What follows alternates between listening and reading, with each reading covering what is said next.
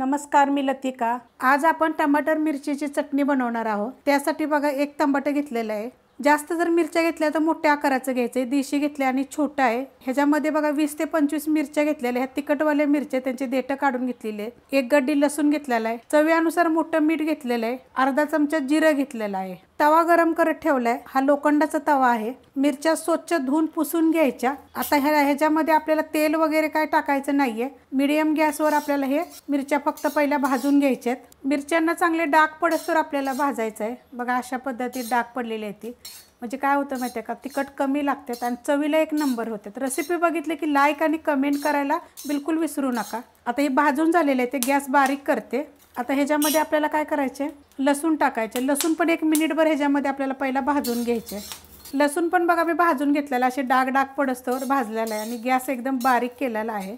आता ह्याच्यामध्ये मीठ आणि जिरं टाकायचे। मीठ तुम्ही बारीक टाकलं तरी चालेल। आता हे चांगलं मिक्स करून घेऊया आणि ह्याच्यामध्ये आपल्याला हे टमाटर जे घेतलं होतं त्याचे मी तुकडे करून घेतलेले आहेत। आता हे पण आपल्याला 1 मिनिटभर ह्याच्याबरोबर भाजून घ्यायचे। 2 मिनिटं एकसारखं बघा मी परतून घेतलेलं आहे। आता गॅस बंद करते आणि तवा आपण खाली उतरून घेऊया। तवा खाली उतरून घेतलेला आहे। आता आपल्याला ह्याला बारीक करायचे। तर अशा पद्धतीत बघा बारीक करायचं आणि हे गरम गरमच करायचे।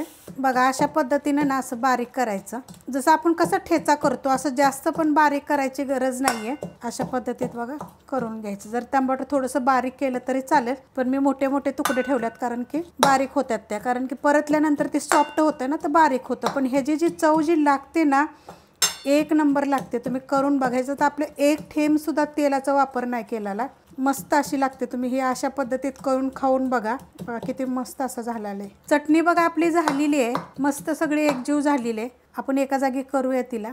एक जागी बघा करून घेतलेली आहे। ह्याला कसं, आता हा लोखंडाचा तवा आहे ना, त्यात लय वेळ ठेवायची नाही, लगेच काढून घ्यायची। झाली कशी बघा, एक नंबर झालेली आहे। अशा पद्धतीत करून खाऊन बघायची, एक नंबर अशी चव तर एकदम वेगळी। ज्वारीची भाकरी, बाजरीची भाकरी, वरण भातावर तुम्ही तोंडी लावू शकता। ही कमीत कमी 8 दिवस राहील, तुम्ही फ्रीजमध्ये ठेवून खाऊ शकता। रेसिपी आवडली की लाईक करा, सबस्क्राईब करा, कमेंट करा आणि शेअर बी करा।